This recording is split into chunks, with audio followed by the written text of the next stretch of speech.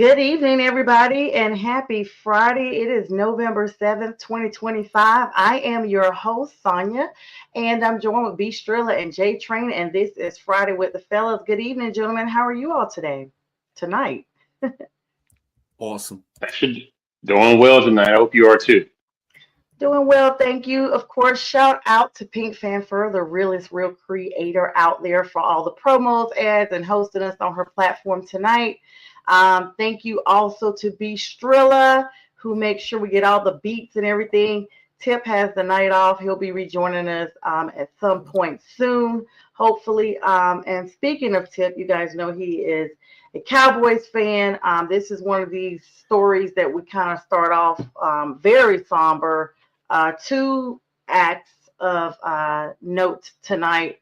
The first, unfortunately, is the passing of Marshawn Nealon of the Dallas Cowboys, number 94, who we saw just last Monday make his first NFL touchdown, a defensive touchdown with a block punt, nonetheless.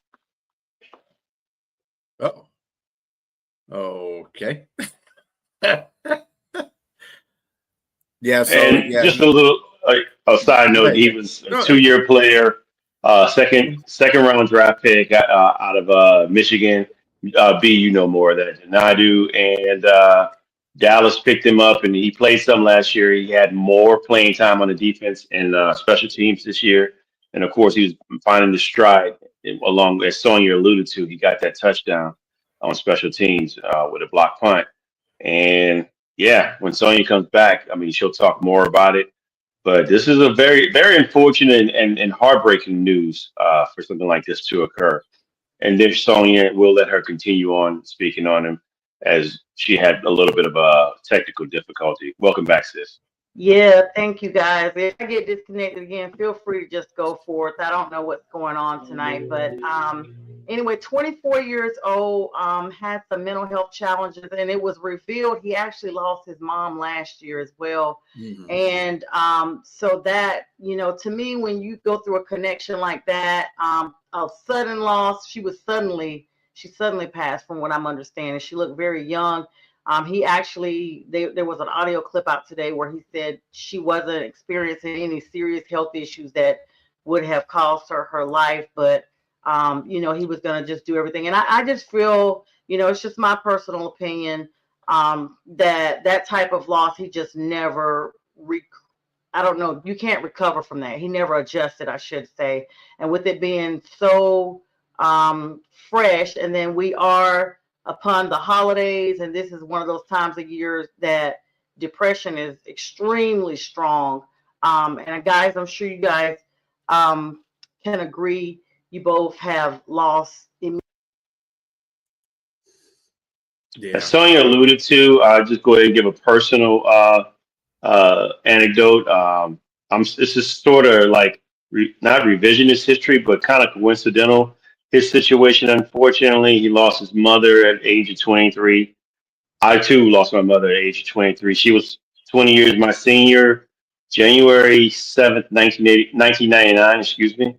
My mom died of a brain aneurysm. And I tell you what, it's one of the toughest things that someone has to try to get over is losing a parent, especially one close and one young. Like she said, relatively young. It's just a hard thing, especially you have a real tight bond with a parent, and which I did. I'm pretty sure he did as well.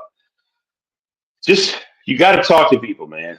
I'd reach out to anybody out there if you have loved ones and you noticing that there might be some different in their behavior. You notice that they may have lost a loved one, or there may have been some personal issues that may be going on. Don't be ashamed or afraid to ask if they're okay. Because the guy may look okay. He played football. He was real tough. Micah Parsons gave a statement, a long statement about him, saying he loved his anime, he loved video games, and he showed him nothing but respect. And he said he would go, out of his way and show respect, that same respect and kind. And if his family needs anything, he'll be there first and foremost to help with any type of situation. And I respect Michael for that. But again, if you anybody out there, if you're listening, rest in peace to Marshawn Nealon. And I hope if you are dealing with anything out there, that you would be able to have somebody that you can lean on and talk to personally, or if someone else is dealing with something, that you be a helping hand as much as you can, an ear, an outlet to be able to help someone. Because again, this is the kind of thing that you don't want to see any happen to anyone, let alone someone that's 24, that's coming into the prime of their life. Hmm. And he was born in Grand Rapids, Michigan, and Grand Rapids, Michigan is mourning his loss.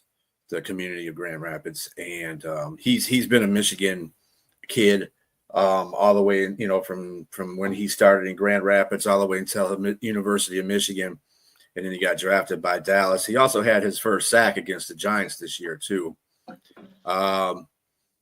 Good kid. I think the mother thing really was a lot for him.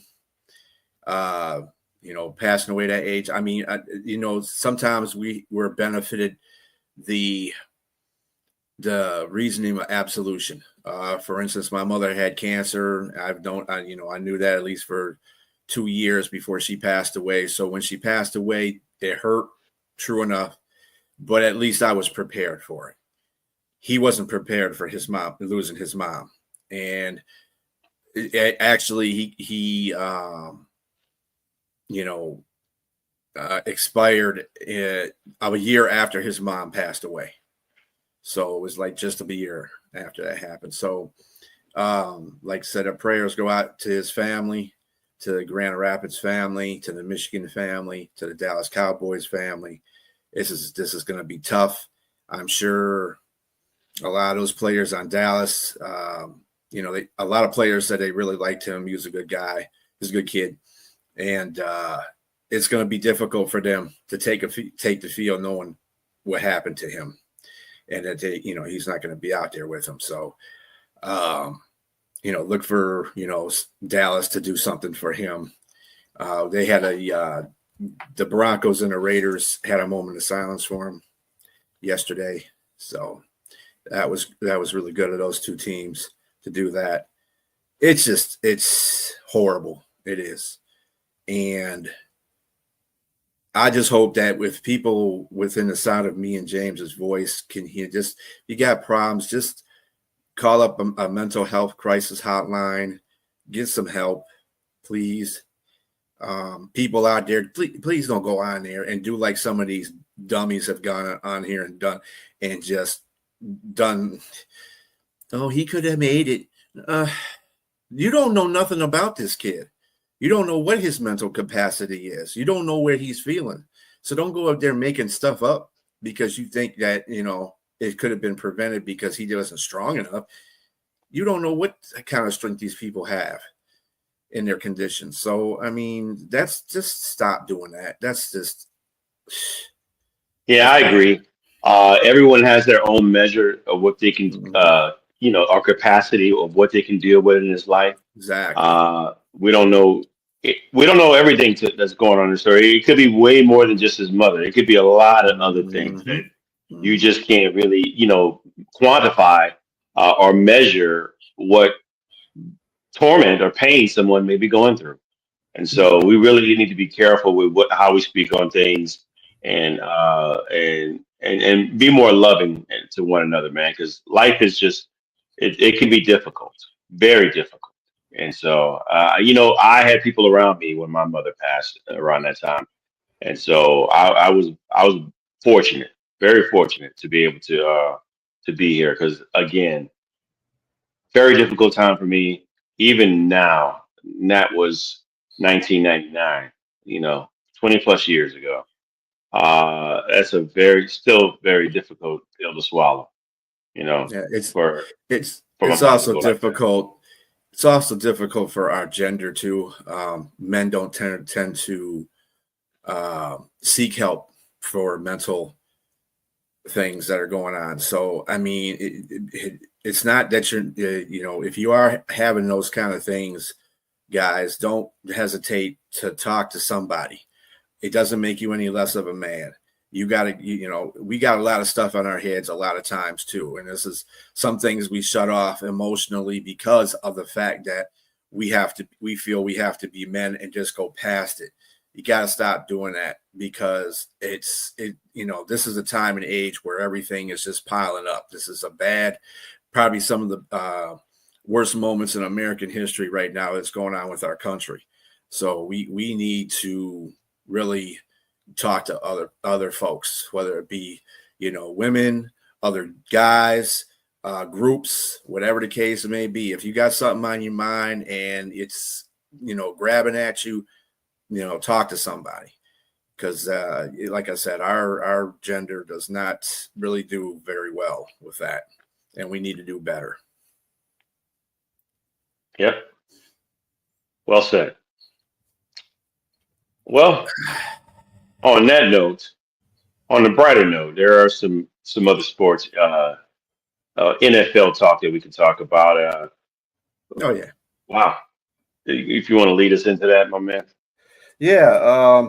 Well, this was the week of the trades, and of course, we've had some pretty big trades this year. One of the Jets look like they're doing fire sale right now and getting people who they want in there and draft picks for next year. They let go of cornerback Sauce Gardner to Indianapolis. They got 2 number ones for them and a wide receiver. So that was good for them to that point. But Indianapolis has got a corner now. And we were just going over this the other night about the rankings of pass defense. And the Jets were really high up there in pass defense. Well, you can imagine that ranking is going to drop pretty soon because Sauce Gardner is part of that high ranking. And Indianapolis was pretty low. So putting him on there just automatically raised that rank. That'll automatically raise their ranking. That defense has just gotten a whole lot better with Sauce on there. And being in a situation that he's on a winning team, they have a winning culture, he's going to adapt to that really well. He's used to playing on winning teams. That's something. He came from college. He was on a Cincinnati Bearcat winning team. So hopefully that goes well with him. And also, Quinnen Williams was also traded, and he was traded to the Dallas Cowboys, as we have been talking about. And that'll give Dallas some depth. And hold on just a moment. All right. Hey guys, so can you guys hear me? Yes. Yeah. I don't have any admin privileges though anymore. I don't know what's going on. That's why I was telling you, bring me up. Okay. Hire me up. Okay, guys. So the good news is I got everybody shared while we were out. The bad news is I'm a regular guest on my own show, so I can't see comments or anything. This is awesome. So anyway, thank you guys so much for holding the show. Y'all continue wherever you were, and I'll just chime in once you wrap up or pause where you are. Well, we were talking about we had just finished up about, my guy and just putting stuff out there for folks to, to contact their, mental health counselors or people around him just to talk, period. So this incident doesn't happen, again. Not to say that it won't. It is what it is. But we got into the trades. And I just they probably did, but I think that the culture wanted to win now. But anyway, Quinnen Williams went to Dallas, and they parted with a number 1 and a number 2, I believe. Yeah, a 1 and a 2, and Mozzie Smith. So they got a defensive lineman in that too. Mozzie Smith, in fact, is from the University of Michigan. So he'll go to the Jets. I think that makes Dallas a little bit better. I mean, they got at least in the inside. Obviously, they need more help on a defense. Yeah, go ahead, Sonia. They're definitely in a win now, mentality with getting that trade. And so, Jay Trent, I saw you were about to try to say something. I'm sorry. I kind of just. No, it's okay. Go ahead. No, I was just saying they are still trying to, kind of do some moving around. There's no replacing, Rico Dowdle, who you've seen flourish, and Michael Parsons, honestly. So they're doing a lot of moving around behind the scenes, but I haven't really gotten to the trades yet. I was kind of trying to build up to that, so I'm trying to find actually on my notes where y'all even are talking about, because that's not the flow that I had going. And the trades I kind of talked about Wednesday a little bit on my show. So I guess, like, who did somebody ask a question about that, or did somebody else? No, we just kind of went into that because we Oh, went yeah. into the NFL talk. So, I mean, Gotcha. if you want to go back on a regularly scheduled program, you are welcome to do so, young lady. That would be great. I'm literally like sitting here like, man, I don't have a backdrop or nothing. This sucks. StreamYard, ugh. Anywho, I mean, I literally can't see anything but y'all, for real. Like, and my name and me. No backdrop, no, like, nothing. So anyway, all right. So yeah, of course, this is our week 10 power shifts. A lot of power shifts. B and Jay talked about the signings that got done right ahead of the trade deadline. And a lot of power shifts. And this is the season. This is the time of season, guys. We've been building up to this. This is show approved. There's no more days off. No days off. It's 2 days from here on right now. The Broncos defense. Let's talk about, first of all, our Thursday night recap that we just had. That was Yawnsville. Now, I did pick the Raiders for the upset because they're both in the same division. But that was just a defensive match. Critical late week plays that were done by both sides. And here you go. Now the Broncos are 8-2 and leading the AFC West. Who would have thought, ahead of the Kansas City Chiefs? And not only are they leading the AFC West, but they are tied up there for the league's best. Well, actually, now they're the best record in the NFL. Believe it or not. Like, everybody in the league has lost at least 3 games at this point. Not the Broncos. They're 8-2, and no one would have thought that. And this is having major playoff implications even right now, because you got to look at the AFC and then you got to look at the NFC, and everybody's trying to fight at the last minute for that supremacy of their different divisions and what have you. The focus is now not just looking at them, but the AFC South race as a whole, because the Colts lost their defensive anchor, DeForest Buckner, to IR. So that's going to be really big, severely looking at their ability to rebound from that loss that they just took. And they're going to Germany. They should be there now, probably, against the Atlanta Falcons on Sunday. And the Buccaneers, also NFC South candidates, are simultaneously ruling out their key offensive and defensive starters, including Chris Godwin, who's on IR, and Hassan Reddick. This is going to virtually guarantee that their matchup with the Patriots are going to be a low-scoring game. So, Keith Engel, our colleague, I'm going to be voting for you again, rooting for you again this week, which is something I never do against Tampa Bay, because with a Tampa loss and a Panthers win, Panthers dominate the South. That's all I'm going to say on that. In the NFC, though, the LA Rams, y'all, are possessing top 5 grades in both offense and defense, and they're positioned to challenge the 49ers for divisional control, looking at a fundamental power shift. Have you guys noticed that? Like, it's just so, it's, they say any given Sunday, but when you add in injuries and trades and what have you, it's literally still anybody's division on any of these 4 fronts, right, guys? Pretty much. Around this time, you start to know the players start coming out. The teams, everybody, the people who are really making their moves towards the playoffs. This is around the time when you can really tell who's who. Like, I mean, for instance, the Saints, you know they're not going anywhere. They're 1-8. They made trades. They sent players to elsewhere. They've had injuries. But then you got teams like you just mentioned, aforementioned Broncos. They're at the top of their game, minus which I want to chime in a little bit on that. Their defense is great, but their offense has they leave a little bit less to desire. It's like they leave them there's a little bit of meat on that bone that they just not quite. You know how grandmama cooked them neck bones, and when you eat it, the neck bone, everything's supposed to be gone. It's just Yeah. all you slurping your fingers, eating all that the gravy and everything else with the rice. There's too much meat left on that bone here that Bo Nix is not doing some things right. You're not getting a lot of play out of it. I don't know. Sean Payton is noted for his offense, and the defense was dominating. And that's without. Did Patrick Surtain play Thursday night? No. No. No, Okay. he No, won't be that's playing right. until after He's their on bye IR. week.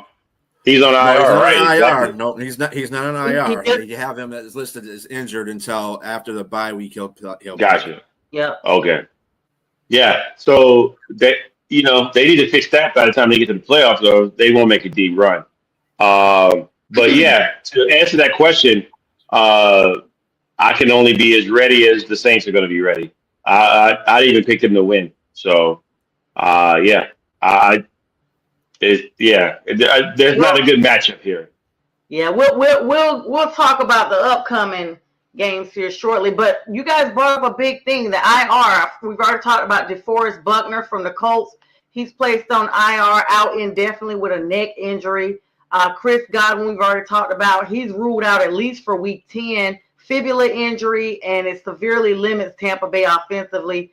Then they also got Hassan Reddick out, their linebacker. He's ruled out just for Week 10, ankle and knee injury. Everybody's playing injured. And then, y'all, Bucky Irving is also ruled out for Week 10. The Patriots are probably going to run up the scoreboard. I hope they run it up like they did with the Panthers. I only wish the Panthers were playing the Bucs this weekend instead of the Saints so we could go ahead and get this win, get this dub, and know that we'd at least, capitalize on something before they get healthy. But who knows how long these guys are going to be out. Let's talk about the Lions being your team. Excuse me. This is Detroit's revenge time against the Washington Commanders, but it's missing a key player. 2. Terry Scary still out. And then we saw Jaden Daniels go down with this gruesome injury. Dislocated. He's out for the duration of the season, looks like. But it's still going to add motivation to the Lions because this was an unexpected loss you guys had last year, and the league just cannot get over the fact that you guys were dominating up till the NFC Championship game when we saw you guys not look like that. I mean, you guys heavy favorites. Last year, heavy favorites. This year, 8.5 points this year is all they're giving you. Go figure. But considering the Commanders' recent struggles and the injuries I've added, and they're 3-6, they're basically on life support right now. And there's no way we don't feel like you guys are going to go in there and it's going to be a repeat of next year. No, I don't think that's going to happen because the Lions have never lost 2 in a row in the last 3 years. So, and they're kind of stinging from the fact that they came off the bye looking like a bunch of crap on all 3 phases of the game against Minnesota, which they were heavily favored to win in that game too. So it's like with the Lions in this particular instance, Dan Campbell usually has a pretty good grasp for that. And he was all rah-rah this week in his press conferences. He feels that this team is ready to whoop some, open a can of whoop up, okay, as Billy Bob Thornton says on his commercials. So I think they will. I'm not expecting them to actually open a can of whoop up on Washington. It is in Washington. Washington's not going to lie down. They're a professional football team. And the Lions still have some things that they need to clean up, like their offensive line. This is a big thing that I've been harping on the whole year since they started. That the interior offensive line is got to shape up because we all know what we have in golf. In fact, Angie Agar, I don't know if anybody knows her, but she's a person that comes on TikTok and does a lot of the promotions for all the teams. She does the teams thing. But she said that golf is a tree, which she ain't far from being incorrect on that. He's just not that quarterback. He's more of a pocket quarterback. He's precise. He's deadly when he's in the pocket and you give him time. But like I said, I think that the Detroit will rebound in this game. They have no choice but to. The division is tough. Green Bay is playing Philadelphia, so they have an advantage there. So we'll see what happens. What do you think, Jay? Lions, yeah, that was a tough loss against Minnesota. I just think that they have to rebound here. And I like the mentality of the coach. I think if anybody can withstand a couple of bad losses, which, like you said, they almost won, but it was still tough on them to lose that game. Um, I think they have a great opportunity to right the ship.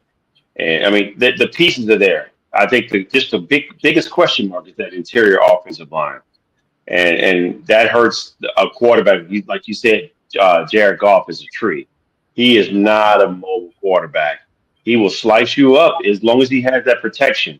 But if he has the least bit of major like pressure that comes in his face, he can get a little rattled himself. But so I hope in this instance that you guys have made some adjustments with your offensive line and allow him that protection that affords him the opportunity to go ahead and tear defenses up. Because again, you got the weapons. How is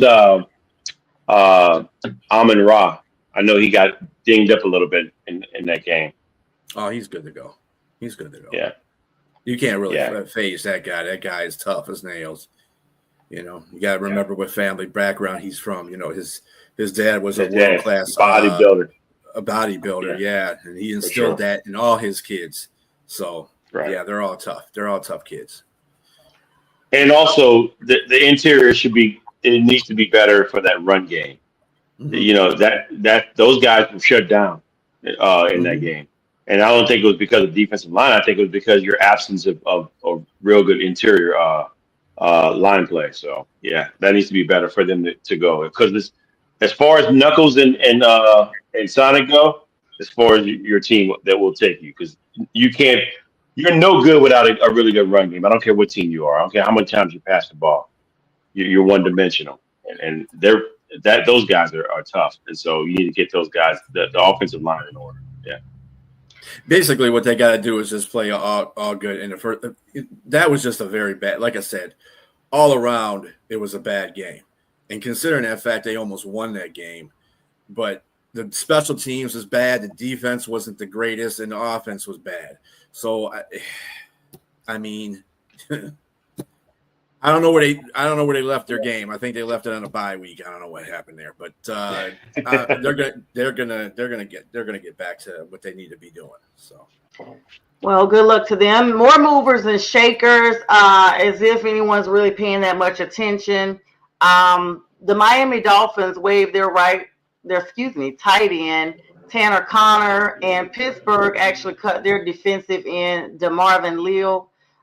The Arizona Cardinals signed a quarterback, Jeff Driscoll, to their practice squad. And conversely, the Detroit Lions, who we just talked about, received positive news with the return of your offensive tackle, Panay Sewell and Taylor Decker to practice, a crucial stabilizing force for you guys' offense. So congratulations on that. Now, let's look at some other stuff that we had going on, kind of like a little conversation of a recap. But before we go to that, I don't think you guys got to this while I was offline for a second. Antonio Brown has been captured.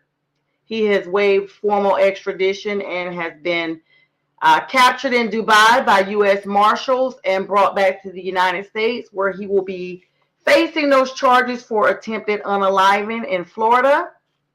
He should be here now. There's a mugshot out. You guys can check it out. But he's been evading for 6 months the United States jurisdictions, the embassy, what have you, whoever they got to try to get involved to detain him.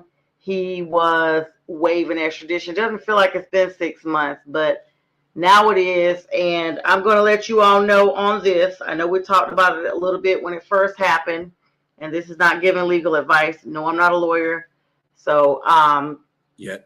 The fact that, I just have to put that disclaimer out there just in case any of the law school community is watching. They're like, oh, she's practicing law. No, I'm not. If they spent all this money to bring him back, it doesn't look good.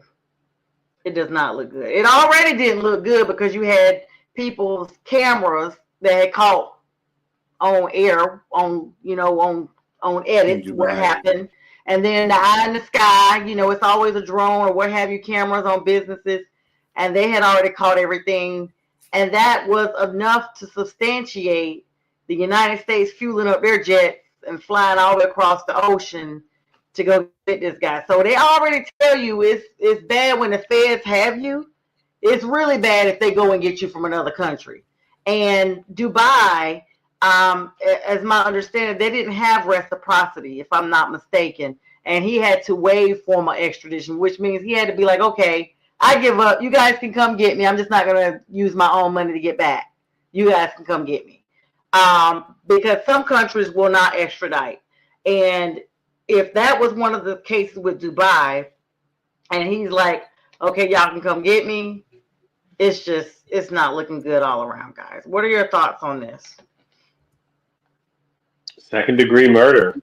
I mean, charges. I mean, and alleged, but I mean, we saw the video. We saw footage that if they have all this stuff on him, it's like you said, it's not looking good. And am I surprised? No, I'm not surprised. Just with all the other things that have gone on in AB's life, and I would have to say it's just unfortunate because on the football field, Antonio Brown is probably top five all-time wide receiver. I mean, he's put up some numbers for what he was when he came out of Central Michigan, I believe. Yeah. Hmm. Yeah, I mean, fifth round draft pick wasn't supposed to be anything. I mean, his father played arena ball, and you just wasn't supposed to be what he was. And he's a great overachiever. I mean, and one of the best duos with Big Ben Roethlisberger, and of course with Tom Brady later for a Super Bowl in 2021. But that being said, he couldn't get out of his own way, and this is still one of those things that although it's still alleged, it's just a matter of time before something else would have came up because you saw the writing on the wall with all the different things of domestic violence, lack of child support, so many other things, beating up some driver or something. I forgot. It just many different things, man. It's just you think you get Not, out of the way, but not to mention, what's up, Pink? And what's up, Nathan? And hello to everybody coming on. As B puts your comments on, then I'll be able to say hi. I don't have, it's a long story. I had some technical issues, so I can't see anything tonight. So that's why I'm not greeting. I'm sorry, guys. I mean, let's not forget he was licking the toilets on the airplane. I think that perfect hit in the one game tore him up. 5-5. Yeah. I think that just tore him all up. He got hit in the head too hard in that play. He was never right after that. Never right. And yeah, Dubai has an extradition for the U.S. that got put in place on July 1st of 1999. Oh, thank you, B, for making sure while we're on live that you fact check the law on me like that. No, you're good. I had no. I had faith. I had plenty of faith. Then you looked it up, didn't you? I looked it up so I would see what the date was when they did it. That's all. Oh my gosh, I'll deal with you offline. But yeah, so anyway, AB is back in custody. Whatever. And yeah, AB is back in custody. That's why I always put a disclaimer, if I'm not mistaken. That way you could be right or you could be wrong, and you're good. But what we're not wrong about is those charges. Those charges are there. Whether or not he is found guilty is a different story. And like we talked about several months ago, at a minimum, they're going to be looking for second degree because of what we've seen and now the expense. Because at the end of the day, for you all who don't know, it's going to be what they have spent. Judicial economy is a real thing. And that's how some people are not found guilty and some people are found guilty. What's up, Matt Yenzer? Because They look at the money that they've spent with law enforcement and what have you, and what your contribution was to community. You know how they always say money buys the best defense? It really does. Unless you have expended more money trying to be captured than what you got. So there's that. But we'll update you as we get information on the process judicially. We'll plug that in from time to time. Let's talk about, because we only have a few minutes left, thanks to my 18-minute sabbatical that I took, some big games coming up on Sunday, and then I want to get to some college football real quick as well. We got, of course, we're going to talk about the Falcons and the Colts that will be kicking off Sunday morning football over yonder across the pond over there. What'd you say, B? Berlin. Yeah, Berlin, Germany. Berlin, Germany. Yeah. Mm-hmm. All right, so let's go Colts. Bounce back from that loss you guys took. Who knows? Maybe the Falcons can win out of the country since they can't win in the country. Maybe that'll be something good for them. So good luck, Falcons. I sincerely mean it, because you're no competition anymore. So you're going to need to come back on something, because the following week, we got you. And we're coming hard in Atlanta, which will be our final matchup for the season, because we know you're not going to the postseason. So there's that. All right, so week 10 is going to kick off with another team other than the Falcons that I like to talk about. But seriously, the Colts are supposed to be favored by 6.5 points, just a touchdown and a little bit of change. The analysis of the game basically is going to hinge on whether or not the Colts league-leading scoring offense, because they've been putting up a lot of numbers, can execute against the Falcons. Still, some kind of way, they're still top-ranked defense. You see, I was stuttering saying it because I don't know how. They're garbage. But anyway, it should be a good game. I'll just look for the highlights later. I'll be in church. I don't, so there's that. But with DeForest Buckner being on IR, that's going to be a critical hit to the Colts, because that's going to look at their defensive effort overall to see whether or not they can play comfortably. You got to look at the blitz versus the protection. That's another thing. The Falcons do still run a high-pressure defense. They ranked in the top 10 the majority of the season, and their pressure rate actually deploys the second highest blitz rate in the NFL at 52.2%, unless they're playing the Panthers. They play really aggressively, and they're going to immediately put up something to try to test the Colts offense. So look for a lot of sacks, if possible, because the Colts have the fewest amount.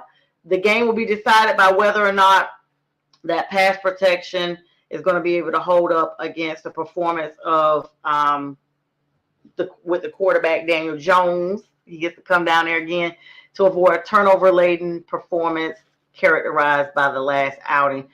Defensive compromise should be created by Buckner's absence. Is going to place the full weight of the rebound of him being out squarely on their offense. So they definitely got to take care of business. You guys got any thoughts on that game?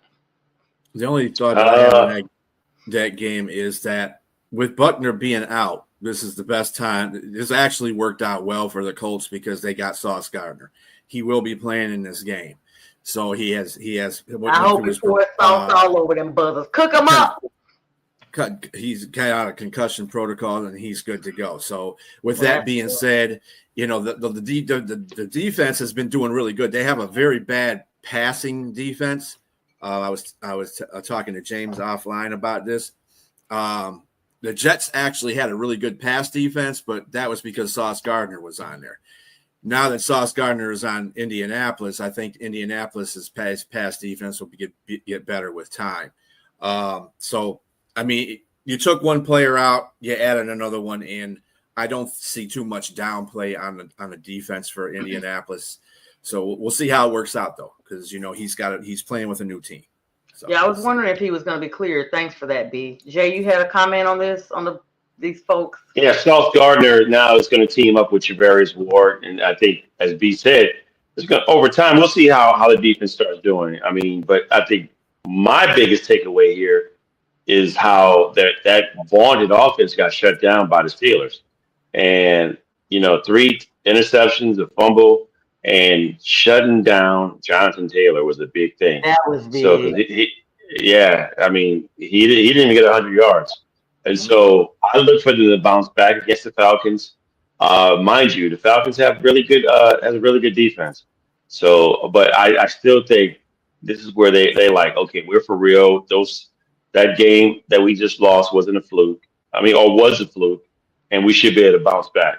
I just think that Michael Penix on the opposite side, their offense, there's too much talent on that offense to be playing the way they're playing.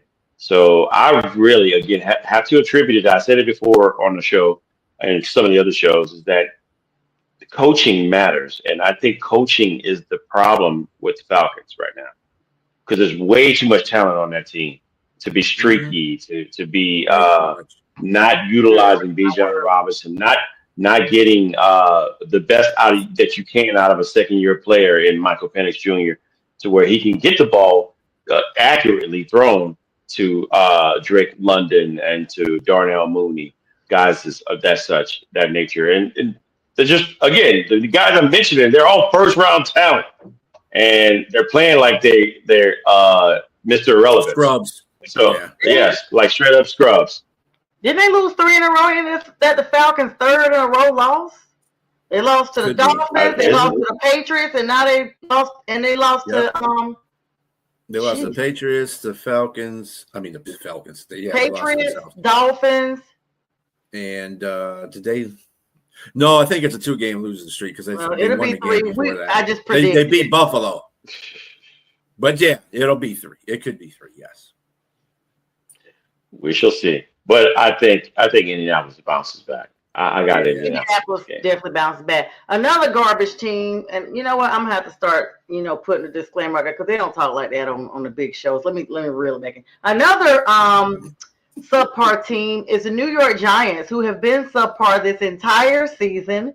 They have some of the loudest fans. We know one personally who has conveniently been busy every time that we chat or have anything going on because he has, put so much mouth out there against the Panthers all the way back to the spring, only for it to look like what it is now. They've only won 2 games. One was by accident. And they're going to be playing the Bears on Sunday at 1 o'clock. Now, the Bears are not the Bears from last year. They have their claws out, and every team gets a vote from me when I need it most, and I need the Bears to take care of the Giants this Sunday. They're actually favored only by 4.5 points because they're still a defensive team. But the significant analytical takeaway from there is the immense improvement with Caleb Williams' pass protection. He was sacked on an NFL high of 68 times last season, but now is only right around 30. So that's really, really good. And actually, they're thinking it's not going to be that much past 30 for the entire season due to his revamped offensive line. Conversely, the Giants' defense has been poor, ranking in the bottom 5 along with their team ranking. For another season, they're ranked in the bottom 5 for scoring, yards, and red zone defense. They're garbage. They're smoking garbage. You can throw a match on them, and they'll ignite by themselves. Their defense is currently dead last in the EPA per rush. And this looks like their rookie running back, Kyle Monaghay, who ran for 175 yards, 176 yards in week number 9, will see an expanded role against the vulnerable Giants unit, especially with Scatterboo being out.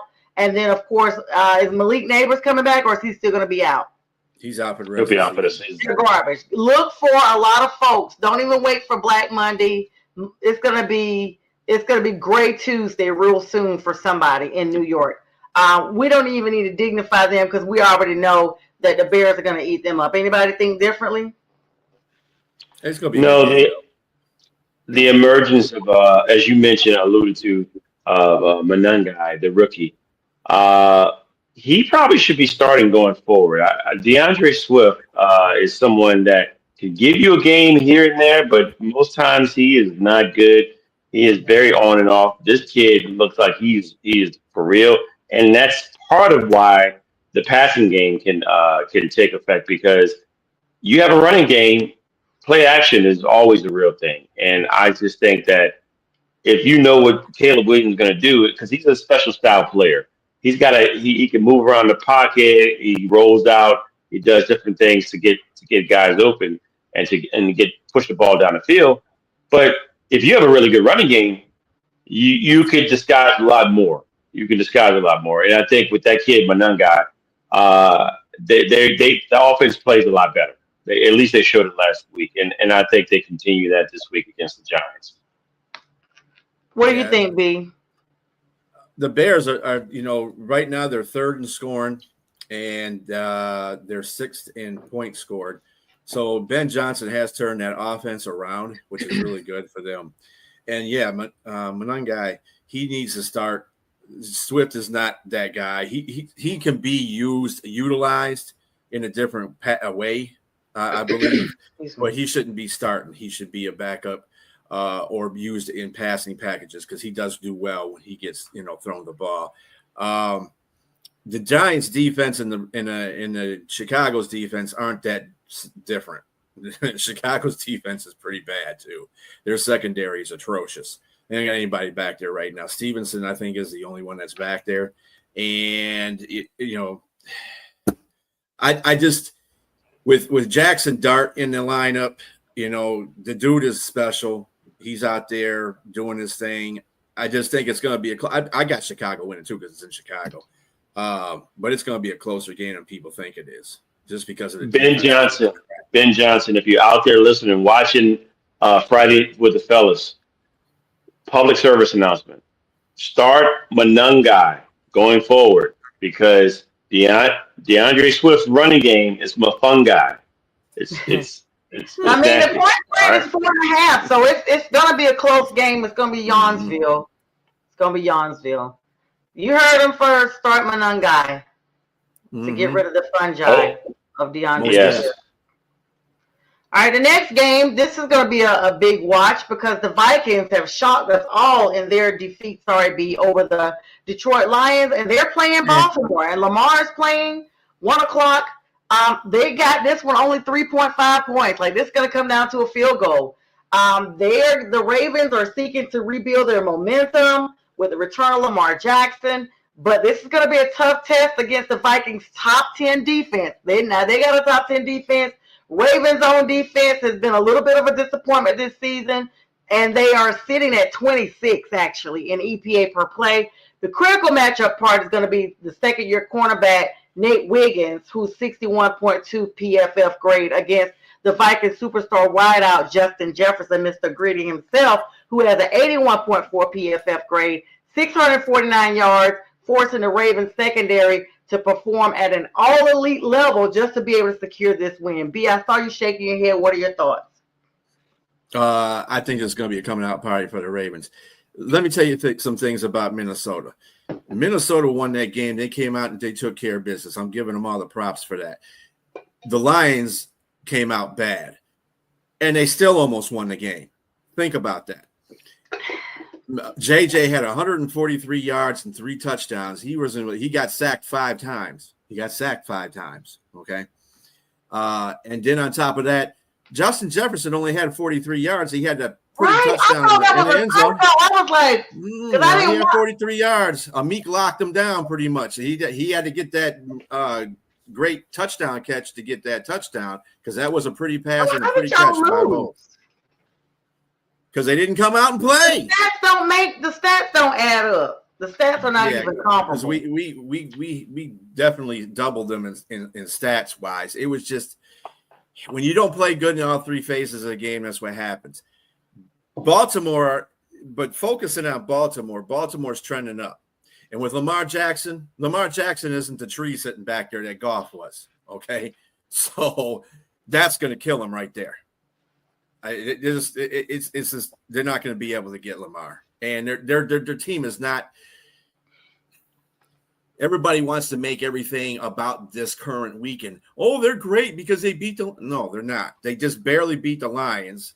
Yes, because they came out again. I'm not taking nothing away from Minnesota, but the point of the matter is Baltimore is on an up and up. So we'll see what happens. But I think Baltimore is going to have a coming out party against Minnesota. Well, they need to. They need to because their backs against the wall. If they have any semblance of hope for a playoff run, They got to continuously win. They got to do one game at a time, and it means going up against a good team like the Minnesota Vikings. Look at Lawson looking up. Right, Right, looking at his mama. Uncle B. Hey, Lawson. Right. Hey, Lawson. So he's like, what? yeah, Man, he always wants to get up and say hi. All right, so let me expedite this through. I kind of already talked about all the injuries with Tampa Bay. Y'all, this game is between New England. They actually only got it at 2.5 points because of all the injuries. It's shifted. They had already said that New England may possibly pull the upset, but now they're like, man, this thing may come down to a safety. They're still got the Buccaneers actually favored now by this 2.5 points, but now I'm thinking it's the Patriots game all day. You guys agree on that one? Think the Patriots got a good chance on this one? They have a good chance, but no, with all the injuries, y'all think that the Tampa Bay gonna still win? A lot of those injuries have been there. They found ways to win. Yeah, as long as Ibuka's out there, they got to. I mean, the running game isn't the greatest without Irvin, but they have White. They got White. And they still find ways to win. I mean, but they got an MVP and quarterback. They got an MVP competitor in playing like an MVP in Baker. What's his name? I can't think of it. Baker Mayfield. Yeah. Baker. Yeah. That's because they ain't played Carolina yet. Let's just move on. Speaking of teams that are now on my new don't like list, Buffalo Bills versus the Miami Dolphins. They got Buffalo at 9.5 points. Go Dolphins. Okay, people are saying this may be a trap game, honestly, even though the point spread is big. They're saying the Dolphins team playoff hopes are basically out the door. So these teams that don't have anything to play for, their greatest joy is to start pulling upsets on teams that are trying to stay in to win. So the key for their offense, of course, for Buffalo is going to be exploiting the Dolphins' run defense, which is not the best. It's number 24 ranking. And the Bills running back, James Cook, 87.8 PFF ranking right now. First among running backs. So he got Jonathan Taylor and all them boys out rolled like right now. He's poised to have a dominant performance by himself. So it's really just going to be the Dolphins versus James Cook. And trust me, the Panthers have seen that. And I don't want to see that at all. I'm sure you guys got Buffalo winning this one. Jacksonville Jaguars still without Travis Hunter, but with everybody else they need, versus the Houston Texans.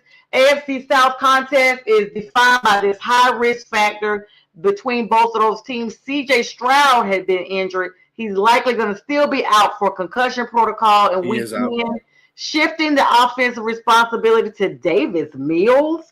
I mean, they're still considered the favorites, believe it or not. The Texans still have a favorite of only 1.5 points because their defense is still ranked in the top 5 of the NFL right now.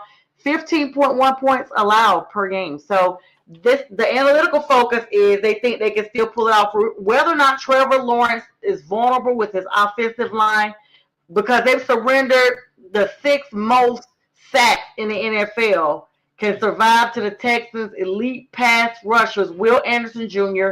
and Daniel Hunter. And B, I saw your finger up. Yeah, Houston has the best offense in the league. I mean, defense in the league. They have the best defense in the league. And actually, the points shifted. Now Jacksonville's favored 1.5 because CJ Stroud is not playing. They must have just changed that because I ran my stats at what time we come on 9 o'clock? I ran my stats at like 8:20. So they must have just shifted it. Is Jacoby Myers going to play? Is Jacoby Myers going to play? Is Jacoby Myers playing? Yeah, he's playing. That's probably why. They have a little bit of help on offense. Well, while he's doing that, look it up. Keep on looking up. Well, let's talk about the next game. Okay, we don't care. I'm just saying it's 1.5. I'm just saying. Oh. My bad. 1.5. I'm just saying. I'm trying to prove it to you. Thank you. I believe you, though, B. You don't lie to me, so I'm just saying. All right. So the next game and the more important game of all the games of Sunday is the Carolina Panthers versus New Orleans Saints. Half of this panel are playing each other. This is the first time that the Panthers are not the underdogs, knock on wood. I hope that don't, we are 4-1 with right now as far as being underdogs, but we were undefeated in some sense. They had a whole stat up about it, but we were undefeated. We were underdogs 9 games and only lost one of those games. So that's saying something. But this is the first time that folks are not considering us the underdogs. And I think this might be the first time in a long time because J-Chain, every time we play you guys, we're neck and neck. And they've never said that we're not the underdogs. So we're playing in Carolina, BOA, and we are favored by, well, it's moved since I talked about this on Wednesday. On Wednesday, the point spread was 3.5. Now it's 5.5 points. And it's probably going to get more before Sunday. Look for probably about 7 points because they know, we might get it and just go wild out.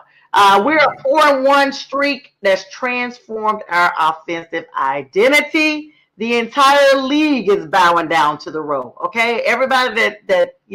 But anyway, the surge is basically primarily centered around Rico Dowdle. Let's be clear, Dallas. Thank you. Every time I say it, thank you. He clearly is a game changer. He leads all NFL running backs, even though we talked about the stats from Jonathan Taylor and all these other greats that we have. Dowdle is running backs right now since week 5 with rushing yards after contact, and runs of 10 yards or more per carry.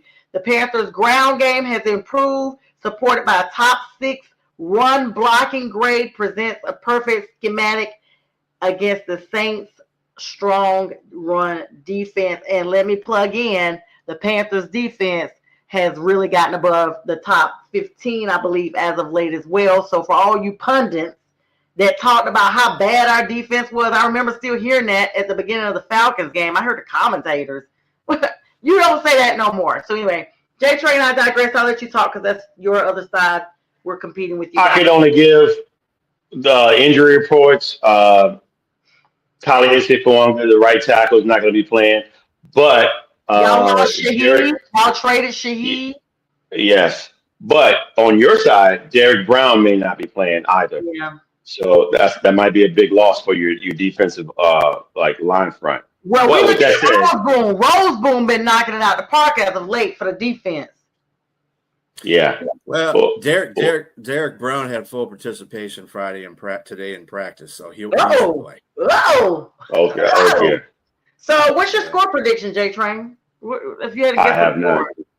You don't even want to. What about you, B? You're a neutral party. What do you think? It's a divisional matchup. Yeah, I mean, it's going to play out as a divisional matchup, but what has impressed me about the Panthers is their defense. I watched that Green Bay game, man, and then on top of it, do you think Dottle should be the one starting? Because Chubbs is over Hubbard. He looks slow. Yeah. Hubbard looks slow. He looks slow. Yeah, when they changed running backs midway through that game against Green Bay, you could tell automatically the difference. Yep, because Dowdle was hurt, and they had to bench him for a little bit to get him together. He came out there, still played, and you know what? That's the plug I really want to talk about. I'm sorry, real quick. The Panthers went up there, and we had our cheese, and unfortunately, tight end Kraft Cheese, is out with an injury for the rest of the season, thanks to meeting our defense. So sorry, Mr. Kraft. I'm the tight end for Green Bay, but I told y'all about Green Bay. I'm wearing green tonight. I told everybody on this platform we was not to be played with, and everybody said we wasn't going to upset Green Bay. I bet you ain't seeing that now. Okay, I'm sorry. Moving on. The next game, and then we're going to wrap up really quick here. Los Angeles Rams versus the 49ers.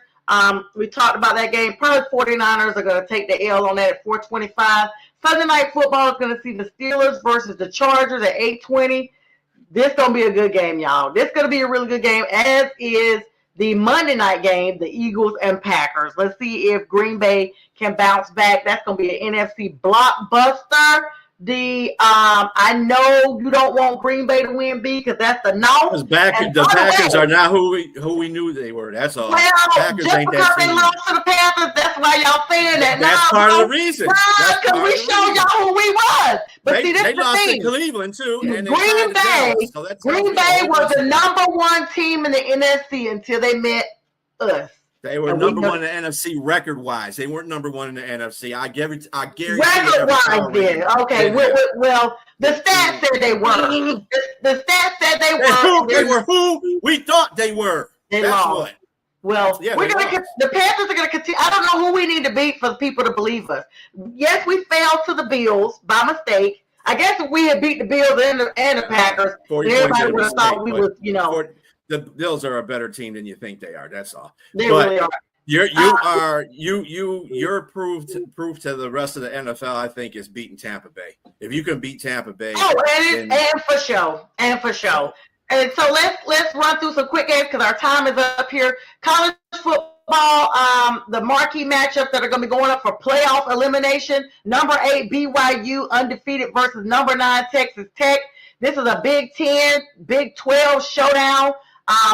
Top 10 Big 12 showdown. LSU versus number 4 Alabama. Look for LSU to just be in, upset mode. They may be the ones that look like they want to just go ahead and pull it out from under them. Number 6 Oregon versus Iowa. The Ducks, y'all, they're still trying to quack. Both of them neck and neck with their records. Of course, those games are coming up this weekend, and the other SEC schedule is packed with a lot of action throughout. This is just what we do. Notre Dame, all the big stuff, Georgia, all of them. Make sure you guys check them out. I know we're rushing this last end because we're up and our time is up. But we really appreciate everybody hanging there with us. The comments, likes, love. Bistril and J-Train will be live tomorrow morning at 8 a.m. with Jack Hirsch for the debate show, and on Sunday morning, the big football show, where they'll give you a preview of all the matchups, and you guys may get some sneak people to come through there at that time. And with that, myself, Sir Lawson, Bistrilla, and J-Train bid you all a great weekend. Oh, and I think next week is Happy Veterans Day, Veterans Month to our veterans, J-Train and Bistrilla. Thank you so much for your service. And with that, we bid you all a good night. Keep pounding. Peace.